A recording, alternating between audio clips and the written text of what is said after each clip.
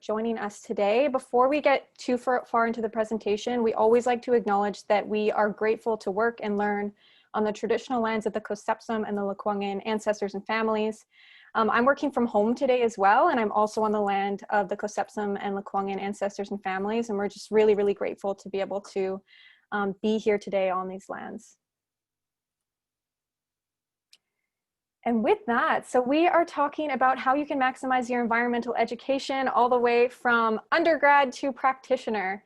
So we're really going to be talking about a whole slate of our programs that go all the way from our Bachelors of Arts or Bachelors of Science in environmental practice, our Masters of Arts or Masters of Science in environmental practice, and our brand new graduate certificate in Science and Policy of Climate Change as well. All of these were developed in partnership with Eco Canada, so we're going to be talking about that a little bit as well. My name is Christy Jones, and I'm a student recruitment associate here at the university, but I'm joined by some experts on all of these programs on Eco Canada as well. So we're joined by Dr. Chris Ling, who's the program head for our BA and BSc in environmental practice. We also have Hi, Chris. We also have Dr. Leslie King, who's the program head for the MA and MSc in environmental practice and the GC in Science and Policy of Climate Change. Yay. Hello, everyone. And then we're also joined by Kevin Nilsen, who is the CEO of Eco Canada. So he is going to be talking a little bit about the partnership we have and Eco Canada overall. So thank you for joining us. Christy, shall we ask where people are from and Absolutely. which program they're interested in?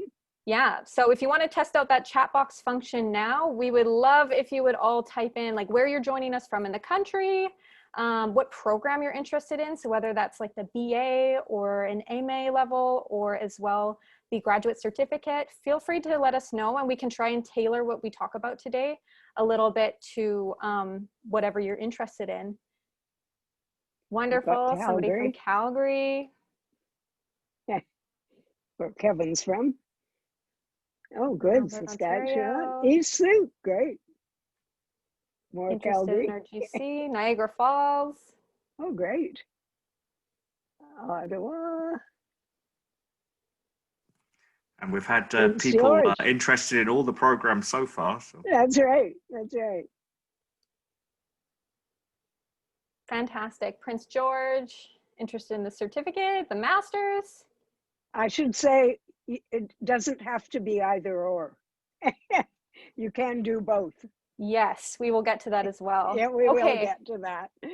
Thank you all for typing that in. I will say a few more introductions that we have on the call behind the scenes. We have Andrea joining us today, who will be helping out with the technical aspect of things. So if you run into any issues with Zoom or anything, you can just let us know in the chat box and she can help you troubleshoot. And we also have Christine, who's joining us from our enrollment team, who will be helping answer some questions in the chat box. And I believe we also have some folks from our School of Environment and Sustainability who will be helping out as well. Here. Kish is here. I see Lauren's here as well. Oh, good. Lauren. Hi, Kish. Hi, Lauren.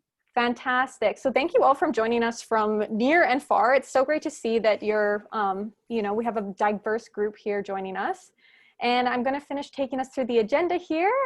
I'm going to take us through a brief overview of the Royal Roads University experience. Kevin will take us through a little overview about the partnership we have with Eco Canada. We'll get into the program specific details after that, a little bit about the application requirements, and we want you to please let us know if you have any questions throughout the whole presentation. Don't be shy. Chances are if you're thinking of a question, somebody else might have the exact same question as well. So just type those into the chat box and we'll try to get to those as we go along. So if you aren't familiar with Royal Roads, many of us are working from homes, and I personally haven't seen the campus for a little while, but this is our beautiful space we have here. On the top left-hand corner, we have Hatley Castle. On the top right-hand corner there, we have the Japanese gardens. So we have actually a whole network of manicured gardens adjacent to the castle there. So the Japanese gardens are just one of them. We also have the rose gardens, Italian gardens, a croquet lawn, lots of beautiful places for you to explore. And you can also see around the castle, there's quite a few trees. So we're on over 100 acres of old growth forest. So if you're really a nature lover and you like getting out into the trails and things like that, if you're visiting our campus, then you can definitely check that out. And we're also on the ocean. So the bottom left-hand corner is Esquimalt Lagoon. And the bottom right-hand corner is kind of a bit of an ode to our online learning that we've been doing for 25 years. And all the programs we're going to be talking about today are fully online. So we'll get into that a little bit more, but we just want to really show that while these programs are online, which especially works really well in times that we're experiencing right now, we always encourage you to come and visit our campus when it's, of course, safe to do so, whether that's for convocation or just coming and visiting Victoria in general. This is your place as well. So like I said, we have these 3 programs we'll be talking about today that are a fully online delivery. We also have a few other delivery models at Royal Road. So we have a blended model that's a mix of the in-person and the online model, and a fully on-campus as well when we're able to be on campus. But today we are going to be talking about online. And we're also in Ashoka U Changemaker campus. So this is a designation that we are very proud of, that a select number of institutions have received. And it means that the type of education that we provide is very interdisciplinary, it's solutions oriented, and it really sets you up to be able to go out into the workforce and solve the critical issues that we're facing in our society today. And with that, I would love to pass it over to Kevin, and if we can chat about Eco Canada a little bit more and talk about the partnership, that would be amazing. All right, thank you very much, Christine. And it was really nice to see those beautiful photos of the campus there. I was fortunate enough to be able to go out there actually this month, shortly before some restrictions came in, and Leslie and I had a nice physical distance walk in the park meeting outside in the beautiful area there. So definitely it's one of the nicest campuses you'll ever see at a university. Very briefly, Eco Canada, for those of you that are not familiar with us, we are a national not-for-profit organization dedicated to support Canada's environmental sector from an HR point of view. So we work with individuals at each stage in their career life cycle and support them in moving up, whether that is by providing labor market research, providing career path guidance, compensation tools. We have training, certification. Most of you have probably heard about the EP certification. And within the training space, we do a number of different types of training. And one of the big ones is actually the partnership that we have with the Royal Roads University. Before I get to that, I just want to touch on some really key high-level labor market research stats that we have produced this fall. Based on our most recent report that was published in October, actually, we suggest that the growth of the environmental sector will be 8% over the next decade. That's 8% more people needed in 10 years than we do need today. And that accounts for about 50,000 new jobs due to the growth in the sector. Some of you might be surprised that it is only 8%. Environmental jobs are very closely tied to the natural resource sector, also very closely tied to or affected by the COVID pandemic that we've had. So those two major incidences in our economy have really affected and sort of moderated the projection that we had predicted previously, where it was even as high as 30%. But the bigger deal, the more interesting stat in our report is that as many as 30% of the current environmental workers are set to retire in the next decade. That is significant. So statistically speaking, I don't know what the demographic is on the call today, how old everyone is, and we won't ask that, but statistically speaking, 1 in 3 of you will retire in the next decade if you follow the trajectory of the full workforce, which is very, very alarming for employers to think about. Right now, there is a tighter job market, and when we present this to employers, they're really, we really need to make sure that we hire people, we bring in young people, we transition people from other declining sectors effectively, because it's going to be a massive competition for talent in the next few years if we don't do anything about it. The jobs, or then the sector, will continue to grow. We know that both due to demand from consumers, demand from regulatory bodies at all levels of the government, that they'll require environmental work. It's not optional. So therefore, these two key drivers will continue to drive the net growth of jobs. But really, replacement jobs is the #1 concern right now. And if you also look at it, the smallest working age population in the environmental sector is 40 to 44-year-olds. So we have a lot of people that are older in senior roles that are retiring, and we actually have now a growth and an influx of new young people into the sector. but the mid-career gap is becoming more and more glaring. And that's what we need to ensure, that we have programs such as the various programs that we have partnered with Royal Roads on, is to make sure that we have a platform that can enable people to continue to build to the next higher education without leaving their work and without leaving their jobs, and can still, you know, stay employed and upgrade to a bachelor's if you only have a college diploma, or upgrade to a degree, or to a master's degree if your highest education is a bachelor's, and also some very specialized certificates that I'll let the experts dig into in a little bit greater detail. But EcoCanada works extensively with academic institutions across the country. We accredit a number of them. And one of the things we do is we supply what's called the National Occupational Standards for Environmental Employment, which are competency standards that the industry itself has been part of validating, that these are the competencies that industry needs. And Royal Roads is probably the institution in the country that responds the most to this and ensures that there's a strong commitment to employment once you come out from any of the programs that they're offering. So I won't go too much further than that. I will be available to answer questions. And I only got 60 seconds, and I probably quadrupled that allotment. So my apologies for that. I'll pass it over to maybe Chris to take it away. Actually, could I just add something there, Kevin? You mentioned the EP designation. That's the Environmental Professional Certification. And EcoCanada also gives out the Environmental Professional in Training designation. So that might be something you want to ask Kevin about in the question and answer period. Thanks. Yeah, we actually did have a question submitted ahead of time about the EP, and someone just wondering basically, like, what is the value of having that extra designation to your career? Is there any other sort of designations people should be looking for, or is that the best one? So yeah, if you could speak to that, that'd be great. Yeah, it is the only national designation of its kind, and it's the only designation that's built solely on competency statements. Where we do, it's not primarily based on testing knowledge. It's based on assessing the competence that you have developed while working in the sector.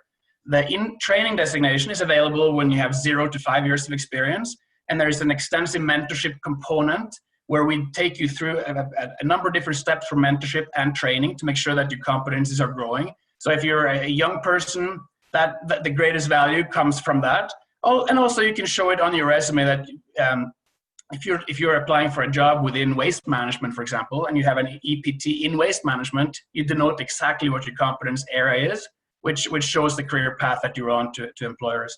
Also, once you've hit the 5-year mark, it is a marketing tool for yourself. A third party has validated your competencies in a particular area. On a number of different government contracts, you get additional points if the project team has EPs on staff.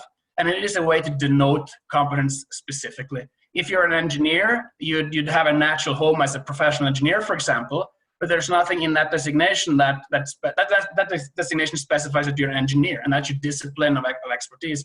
But it doesn't tell you where you apply your skills. What type of an engineer are you? Where is your competence in? Are you working in land reclamation? Then it's also good to point to an EP in that area, which denote your detailed competence in that space. So the various programs at Royal Roads that we're probably talking about today were built on the same standards that we use for assessing competence for the EP designation. Fantastic. Thank you so much, Kevin. Yeah, and if you have any further questions, like he said, he's so graciously said he's going to be around to answer any questions. Just feel free to type those into the chat box. And with that, I will hand that over to Chris to start us off with the BA and the BSc in environmental practice. Yeah, thanks very much, Christy and Kevin, for that great introduction.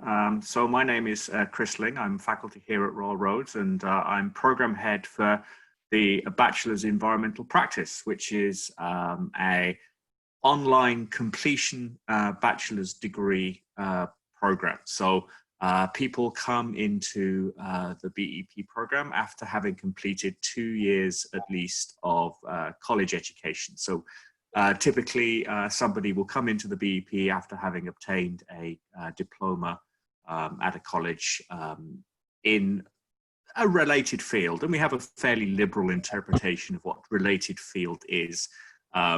So, you know, as long as you can demonstrate you've had a background interest in some matter of environmental practice, then you would almost certainly be qualified to come into the BEP. Can we just advance the slide there, Christy, please? Thank you. So as we've already discussed, our programs here at Royal Roads, that environmental practice programs, are designed to align with the needs and requirements of environmental professions in Canada, as building on that great work that's done by Eco Canada, looking into the demands of the environmental workforce, and you know, we make sure that the opportunities available through these programs do align with that, and people come out with a very strong foundation in all the competencies that are sought after in the environmental professions in Canada.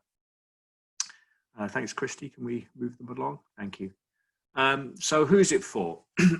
Well, it's for a number of different people.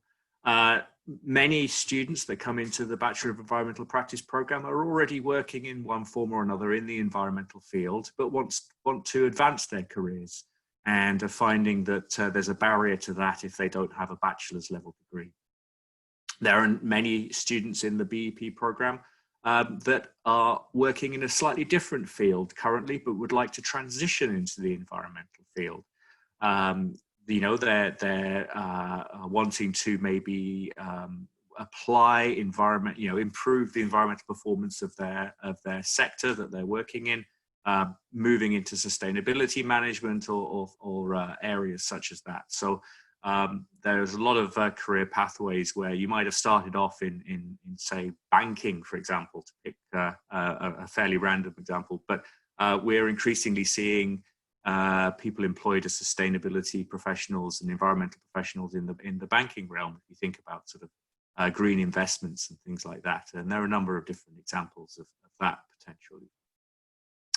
And as you sort of advance in your career, you know, looking to take on more leadership positions and management positions, as Kevin mentioned, there's a sort of a bit of a donut effect in the environmental professions right now. So there's lots of opportunities to move into management and leadership positions as people retire. It's a phenomenon that's not just seen in the environmental sector. It's to do with demographics, but as millennials replace the baby boomers, there aren't enough Generation Xers to fill the gap. So it's a great opportunity if you're just starting out in your fairly early career path. And again, also for you know, people from non-environmental disciplines who maybe already have a full bachelor's degree but want to retrain in environmental areas and don't want to start again at year one. And again, that's another opportunity. If we could move the slide on there, please, Christy. Thank you. And one of the key benefits of the Bachelor of Environmental Practice is for those people who've maybe done more than just a diploma at the college level. You can actually transfer up to 15 credits of third or fourth year courses into the Bachelor of Environmental Practice to count for the degree. So a sort of standard pathway would be to take 60 credits of third and fourth year courses within the context of the BEP, building on 60 credits of college credits prior to that. But then there also that possibility of transferring some in from previous education as well. We have a number of electives in the program. It's a very flexible, very broad program. You can design within a certain number of limits. You can design your pathway through it in order to make the program work for what you want to do with your career. And as a result of that, we enable you to take elective courses from a wide variety of universities across Canada, so that we can maximize the potential for building on the career path that you're interested in. And then you complete the program by a capstone option, either a practicum, a very practical, applied, focused exercise, or a research paper that's a little bit more academic, but nevertheless, the requirements of that are also for applied study. So the focus all the way through is on building the skills and competencies that you need to advance the career the way you want to advance it. And can we move on the slides there, please, Christy? Thank you. So there's the, we have 2 intakes a year. So the next one is in January. Not sure if the application deadline has passed for that. I'm not certain. Might be possibility to still apply for that one. Oh no, there we go. It says on there, December the 11th. So there's a couple more weeks to get your application materials in for that. And then you don't have to wait too long. If you don't quite make it for that one, you can also apply to start in May. The program is the same. Obviously, that will affect the course order that you take, because not all courses are available at all points in the year. But you know, lots of opportunities to start when it's convenient for you. Thanks, Christy. Can we go on to the next one? That might be it. Yeah. So I will look into the chat. I don't know if I missed any questions coming into the chat about the BEP program. None yet that I see, but if you do have any questions, now would be a great time to type them into the chat box. Oh, I actually got one here privately directly to me, so I shall read that out. I shall keep it anonymous as it was privately given. So finishing a diploma regarding as an environmental technician, studying to try and achieve my OIT with work experiences. I don't have much. I'm interested in getting a bachelor's. Do you think this would be beneficial to also try to achieve an EP designation? Would a water chemistry program through you guys be available?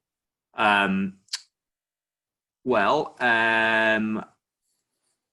think it would be. I mean, I mean, because Kevin can probably speak more than I can to the EP aspect of part of that question. I mean, certainly we think it's a beneficial route for everybody, as that's why partly one of the reasons we're partnering with Eco Canada.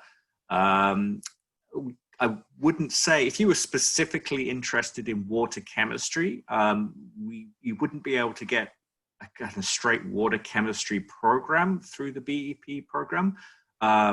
Off the top of my head, I'm not certain if there are even any specific electives listed addressing the subject of water chemistry. There may well be, and certainly if you found one that you wish to take a course, you could certainly ask us if you could take it as an elective. But it wouldn't be a comprehensive water chemistry degree. It's deliberately a generalist. And so, that's the limitation of it. I don't know if that answers your question, but hopefully it does. Maybe I can just add. No, go ahead, Kevin. Yeah, I was going to add to it. So it definitely meets the requirements for an EP certification. So they are quite aligned, so that is recommended. And I actually also got a privately asked question that I'll read up, anonymous, which is a person who's in that 40s age group that we talked about, looking to transition into the environmental sector from a financial services background. The question is it common for people without field experience to be able to take on such roles and to take on these courses? I'll again probably defer to Chris to determine whether or not someone with a totally irrelevant educational background would do well in the program. I have my thoughts, but I'll let you answer that. But in terms of the need of the sector, a financial background is really key. We see with clean tech, for example, one of the greatest deficiency we see there is that we have great innovators who come up with great new ideas, but they have to go to other countries to get investments, and they have to go to other countries to actually have someone help them commercialize these products into viable businesses. So that's what we need. Many of these upstart companies need people with financial acumen, and transitioning into the sector will be very, very attractive with that kind of a background. Same goes with something like greenhouse gas management. When it comes to quantification, verification, financial skills are really essential. And they often show up on the top 5 list of gaps that environmental employers report. What is the skill set that you're the most frustrated with your recent graduates not having? And financial abilities and ability to manage budgets also, obviously, come into play with that. So I think it's a really relevant background to transition into the sector. So Chris, do you want to add something to that? Yeah, certainly. I mean, someone who's coming from a financial sector background, I'm assuming here that you have a relevant degree to that. You would certainly be able to succeed in the BA in environmental practice for sure. There's lots of courses there that would be relevant to you, you know, I would certainly encourage you to check that out.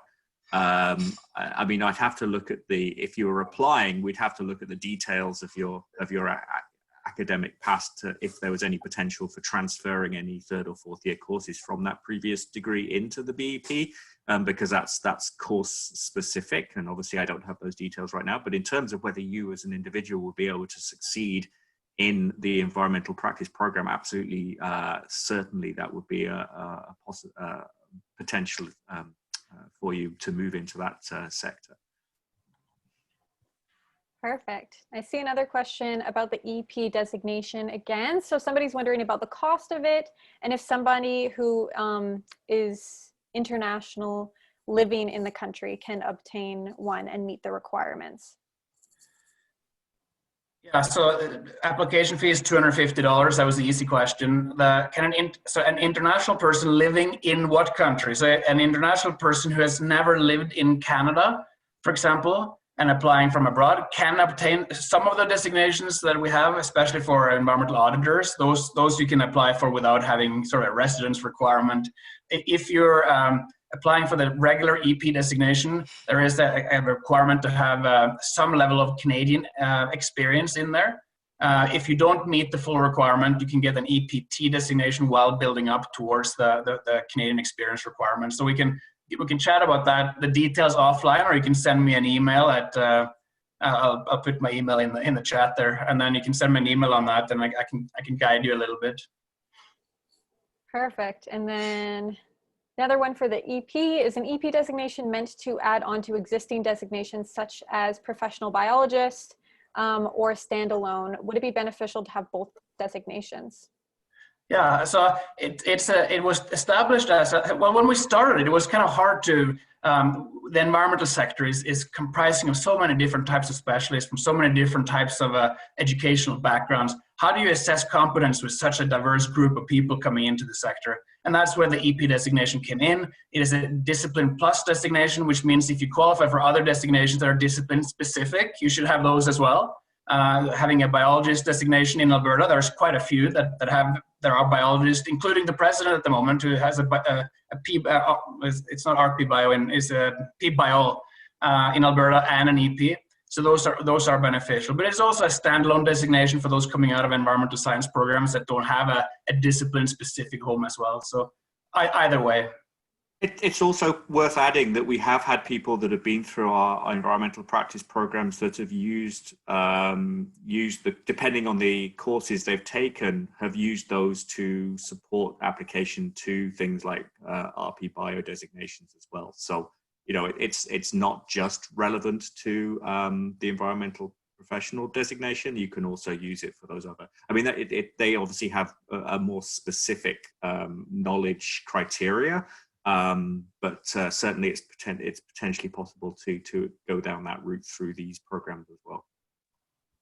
Fantastic. And one more question about the BEP before we move on to the MA. So somebody asked ahead of time actually what the big difference would be between the BSc in environmental practice and the BSc in environmental science, which it's another program we have that we're not talking about today, but if you could touch on that.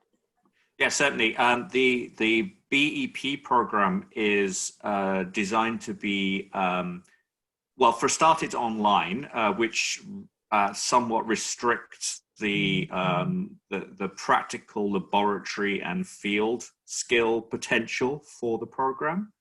The other side of that is that it also opens up many more options and potential routes to getting your degree. So there's more flexibility in subject areas, and there's more opportunity for different subjects as part of your degree. So you kind of balance the more focused and specific field and laboratory skills that are in our on-campus Bachelor of Science and Environmental Sciences program versus the flexibility and broad possibility of the BEP? I hope that answers the question. Yeah, that sounded pretty good to me. And with that, Leslie, would you like to take it away on the MA and the MSc in environmental practice? Yes, I would love to do that. Thank you. Thanks, everybody. That was a great discussion. I'm Leslie King. I'm a professor in environment and sustainability. And thank you very much for all of you being here. I'm having a bit of trouble with my connection here.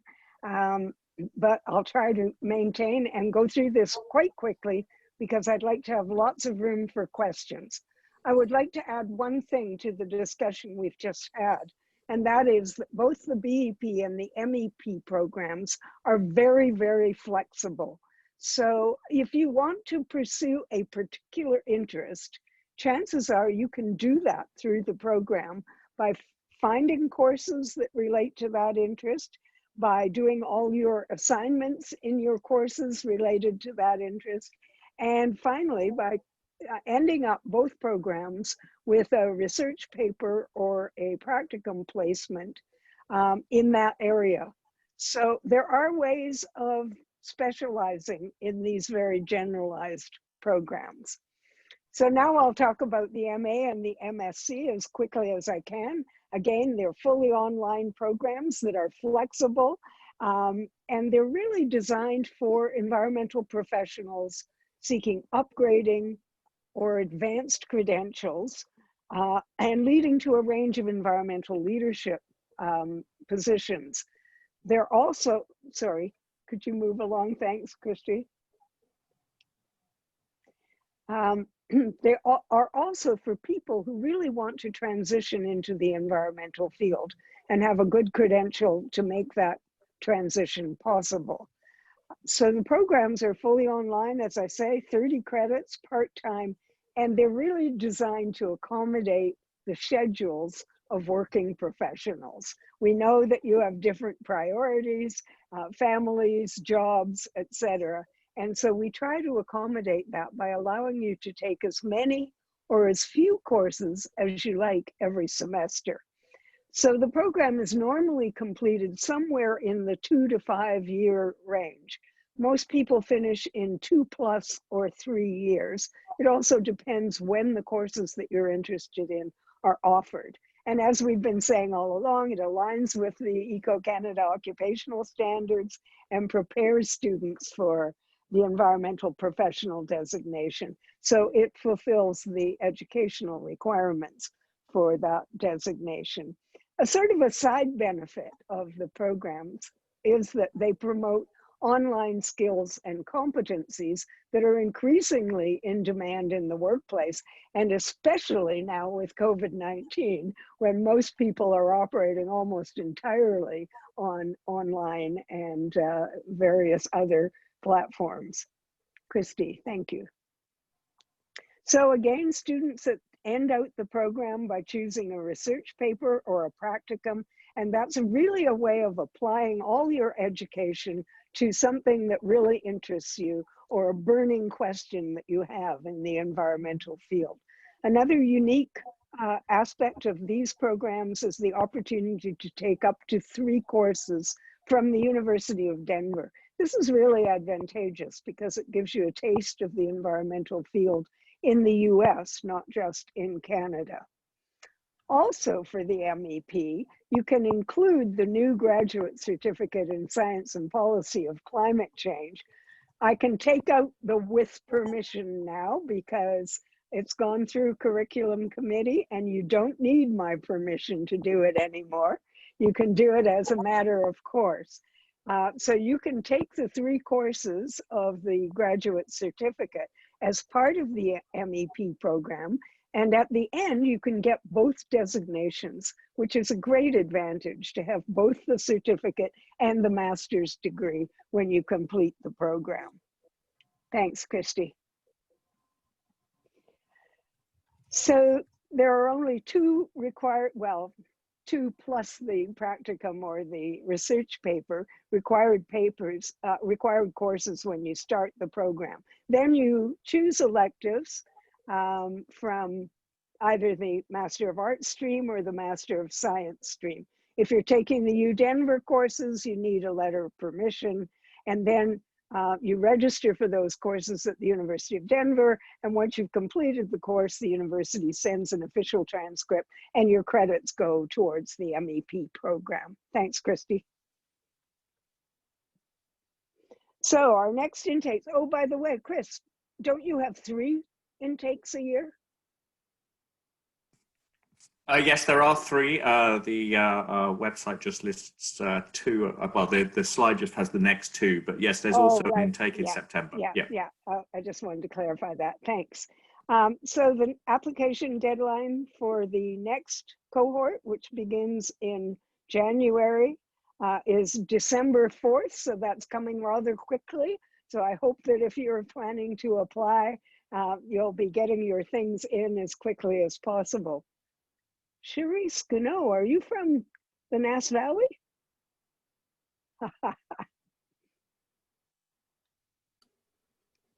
I'd like the answer to that question.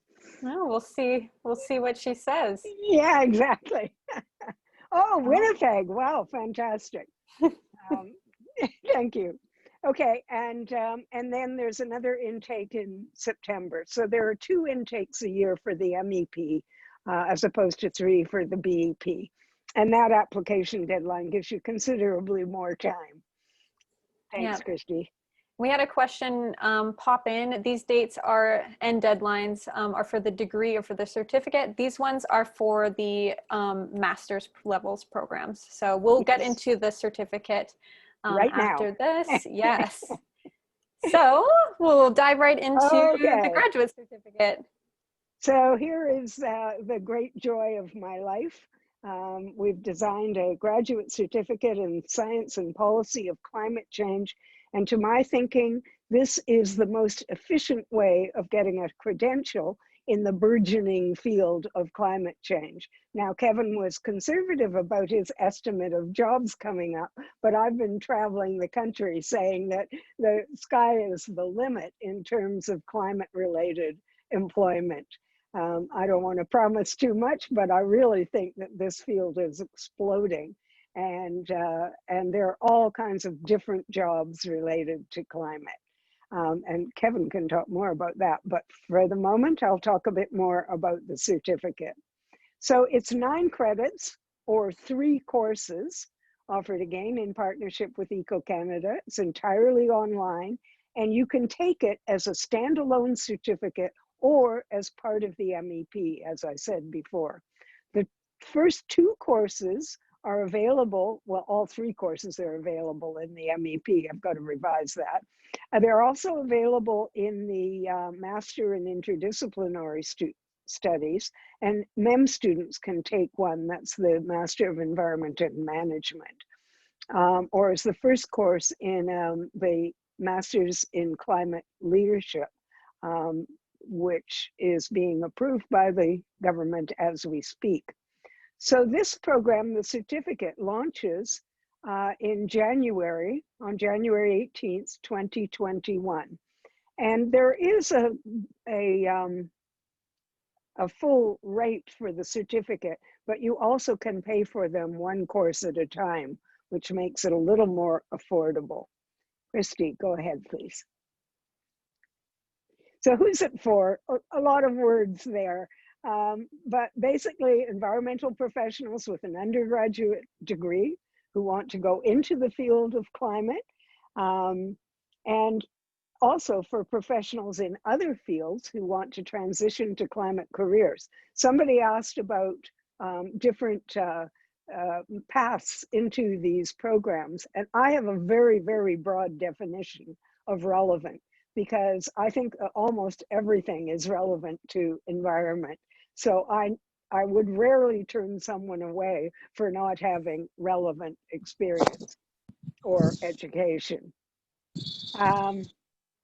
So also environmental practitioners, again, who want to earn or retain professional designation, and mid-career professionals who are considering a career change. And I see those every day. people who are very interested in this program because they're passionate about climate change and would like to get a designation that could smooth their way to climate employment. Christy, thank you. So you can complete this program in less than a year. You start off with a course that's required for everyone in the university. And then the first course is basically the science of climate change. So 614 is science and impacts of climate change. 615, the next course. And by the way, you can take these courses in either order, with 615 first, although I don't really recommend it. It's good to have a foundation of the science of climate change before you start looking at instruments for managing climate change and addressing climate change. Then the final course, 616, is close to my heart because I call that Climate Solutions. This is an experiential course, so students work with an organization, a community, or a First Nation to implement climate solutions to help those organizations address climate change. And that course begins in June. Thanks, Christy.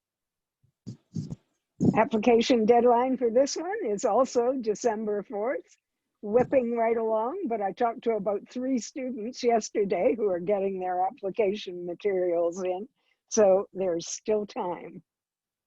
Thanks, Christy. Perfect. And I'm going to leave this info slide up while we get into some questions that I've seen in the chat box, but this is a great resource, our enrollment services team, if you have questions that come up later or want to get a little bit more in-depth information as well. So if you need to jot that down, now's a good time, and we'll look at some questions that we have here. Okay. So a few that we have gone over. So someone was wondering if we have courses in air quality or ambient air quality, and Chris has answered that yes, there are elective options in air quality related subjects, although they are generally full 3-credit courses, and then Royal Roads does not have specific short courses on those topics. And I'm reading these out just for the people that are watching the recording later. Yeah, who won't be able to see the chat box. Yeah, Christy, someone asked if they can take the courses before the MA. And yes, you can take the climate courses before both the MA or the MSc, and then transfer those credits into the MEP. Perfect. I hope that answers your question.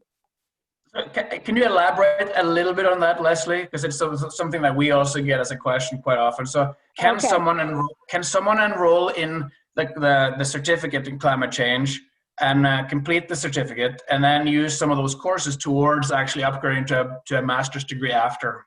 Yes, yes. This program is designed to have multiple pathways and purposes. So it can be a standalone program. So students take the 3 courses and they get the certificate. Then if they want to move into the MEP, they can put all 3 of those course credits, all 9 credits, to count towards the master's program. They can also enroll in the master's program and take the 3 climate courses as electives in the MEP. And at the end of the program, they can get both designations. Or they can take the master's program, finish it, and then take the certificate as sort of a specialization after they've finished the master's degree. So many, many different ways.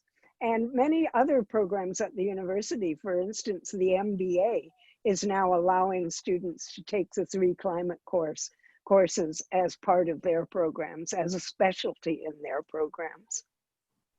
If I can add something to the climate change certificate there, just some history of it. A few years ago, SNC-Lavalin and a couple of other companies came to us and said that there's really a need for more focused training and education in climate change solutions. There are a lot of courses and a lot of programs that offer climate change awareness, but not so much when it comes to actual solutions. And that was what sort of triggered a study we did with Royal Roads University, the landscape across the country for who offers this kind of training. And it was very, very low, virtually at the time, no institutions did offer a similar certificate program focusing on the solutions to climate change. So it is a really, really novel program that's launching now with the first intake in January, and I think it's going really well with enrollment, isn't it? It's already very popular among. Yes, very well. So someone asked how long the certificate program has been in place. It hasn't. It starts in January. This is the first one, but I can vouch for what Kevin said, because for about the last 15 or 20 years, I've been trying to introduce education in climate change, and it was too early. People didn't think it would fly. They didn't want it. So this is the first time I've actually been able to introduce a climate credential. And I'm very excited about it. So come along. Yes, exactly. So a question here from Stacy. Can you talk more about the project for this program? Can it be done while working, or does it require availability during regular working hours and or travel? I'm not exactly sure which program you're referring to, Stacy. So you may want to type that in. I think she might be talking about the final course for the certificate, which is a placement. Yeah, so it's actually a placement in an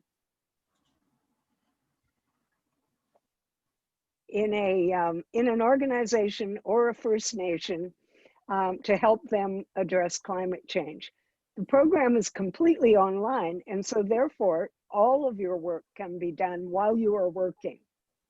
Some students elect to help their own organization, the one in which they are employed, with climate solutions, and that's acceptable. I like to have them do something different than they would for their regular job, so that they learn more. They learn something that they wouldn't otherwise learn.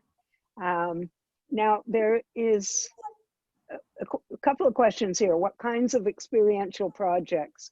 616 is really designed to help organizations address climate change. So those are the kinds of projects. So someone came to me the other day saying that Lululemon was looking for help with a climate plan for the organization. So she's going to take this program and help Lululemon develop a climate plan. And then somebody else asked about aligning students with Aboriginal groups. Many Aboriginal students will want to do this with their own nation, and that's wonderful. If not, during the first two courses, there are lots of opportunities to develop a network that includes First Nations. And also we have a work integrated learning department at the university that will help with the placements, not specifically with First Nations or Indigenous groups, but certainly with organizations. Oh yeah, current employer, I hope I've answered that question. And then the difference between this program and MACAL, it's quite different because this has both a science and a policy focus. MACAL is primarily about adaptation. And so it is mainly a Master of Arts program. However, the program is using the first course in the certificate as the first course in MACAL.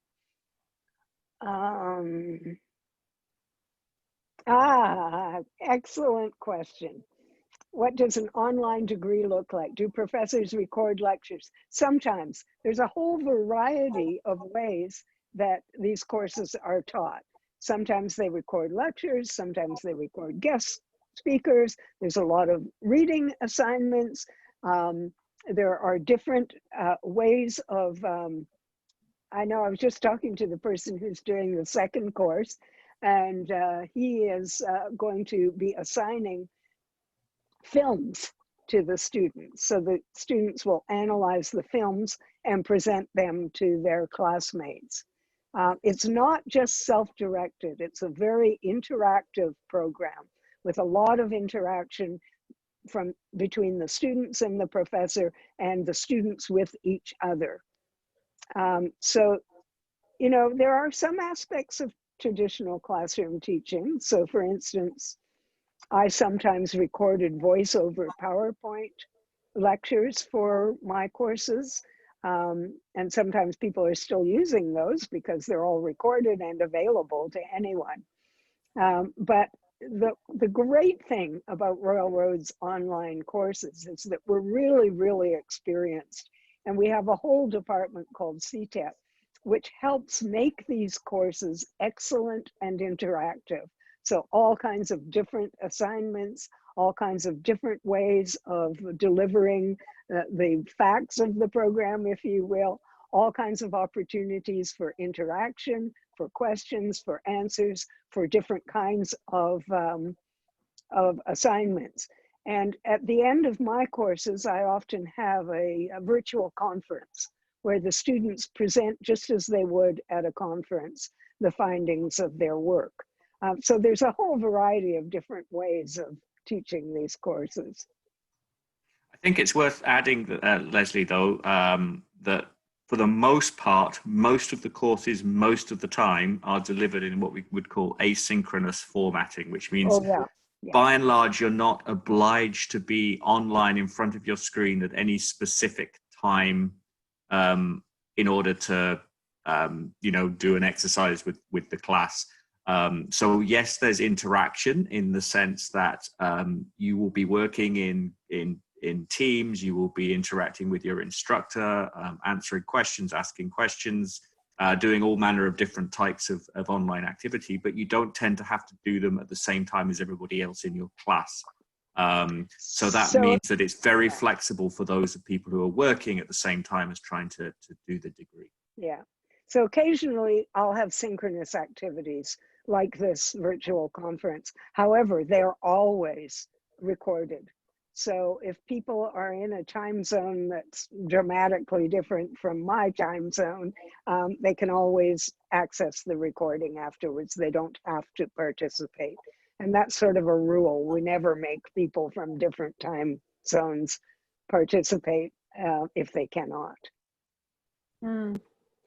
We had a question popped in here by Jordan, I believe, about the difference between the MA and the MSc, and I'm assuming this could also apply to the BA versus BSc as well, and how you choose between them. Yeah, the main differences between the MA and the MSc in the master's program is that there are different electives listed for each of the two programs. However, there's not a tremendous amount of science in the program at all. We rely on people coming into the MSc with a science background. If you don't have a science background, you will go into the MA. The courses, some of the courses that the MSc take are more science oriented.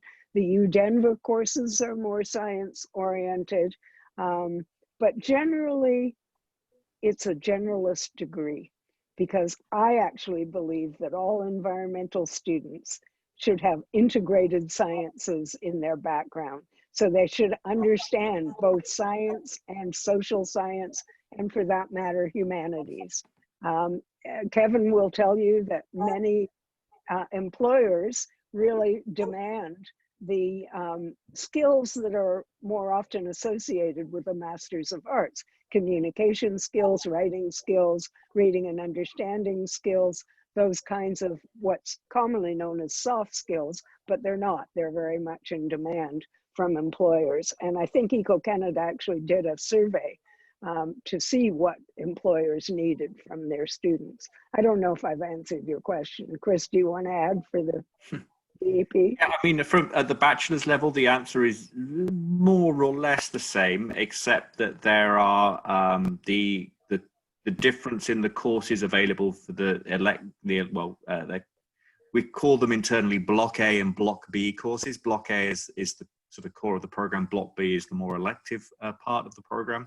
And for the BSc, there is quite a different list of available courses than it would be for the BA. So although we don't, obviously, as it's an online program, we have limited capacity to offer the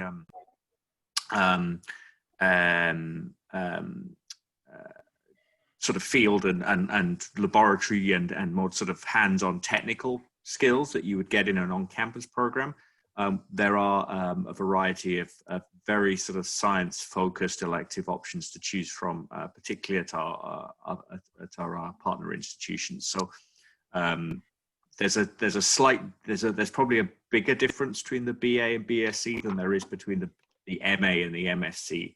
But as with the MSc level program, it does somewhat depend on the previous experience you've had for your diploma. I see. If I can add, I was going to add something to it, that when EcoCanada first started working with Royal Roads back in 2005, I actually personally enrolled with one of the predecessors to the current courses or programs that are being offered. And one of the great benefits that we haven't talked as much about today is the cohort network that you develop. So although you're not all in the room necessarily at the same time, there are a lot of other professionals. Many are mid-career and many have useful connections that you can connect with for other reasons as well when it comes to your professional, building your professional network. So I still have kept in touch with a couple of people that I went through that program with quite a few years ago. So that is also a very important aspect of this.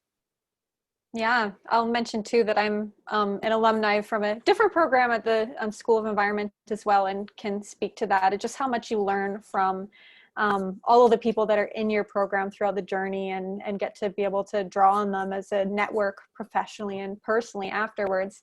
And I think that kind of ties into one question that was asked ahead of time as well. Somebody who was wondering, how do you really break into the field when you're at the bachelor's level, you're trying to get your first job?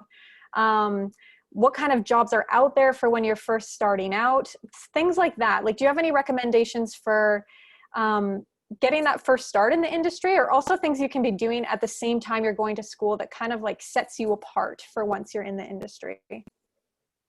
I'm going to take that one first because I have to go in 2 minutes for another meeting, and EcoCanada actually has a lot of resources for that. So on our website, eco.ca, we have a number of different wage subsidy programs that you can apply for approval for, and then you can market yourself to employers saying that if they hire you, you come with a $15,000 to $20,000 wage subsidy from EcoCanada to help offset the salary burden for the organization in hiring young, inexperienced professionals. So that is a great program to use to sort of get that first job in the sector. There's a question from Laura about the Master of Climate Action Leadership. If a university wants to introduce a master's program, it has to be approved by the province. And this one has not yet been approved. I'm confident it will. But whether it is or not, the certificate has been approved and will go ahead, if that is the intent of your question. Okay. Perfect. Another question about the EPT. It might be best if we follow up with you later about that, Camila. It's another question regarding to international students applying for the EPT as they are about to complete their master's program. Is it mandatory to have like your permanent residence to apply? So that, no? Okay. You don't have to have a permanent resident, no. Kevin answered that question. Ah, perfect. You were on it. Okay, wonderful. Okay, I see. Thank you very much, everyone. Yeah, we're just about to hit 1 o'clock. So with that, if you do have any other further questions coming up, feel free to contact us, either our enrollment team, or we have Leslie and Chris's email addresses listed here below. Kevin also mentioned that they are hosting a career fair tomorrow, and he posted the link to that if you scroll up in the chat. If you want to check it out, we'll also be, we have a virtual booth there for Royal Roads. If you have any more questions about the program, feel free to check in with us there as well. So thank you so much to Kevin. I could see he's already popped off, as well to you, Chris and Leslie, and for our team behind the scenes, Christine, Kish, Andrea. It takes a village to put on these webinars, and we really hoped you got what you needed out of it from it today. Thank you so much, everyone, for joining us, and thanks, everybody. To see you in the programs. Alrighty. Thanks so much. Have a good day. Bye, everyone.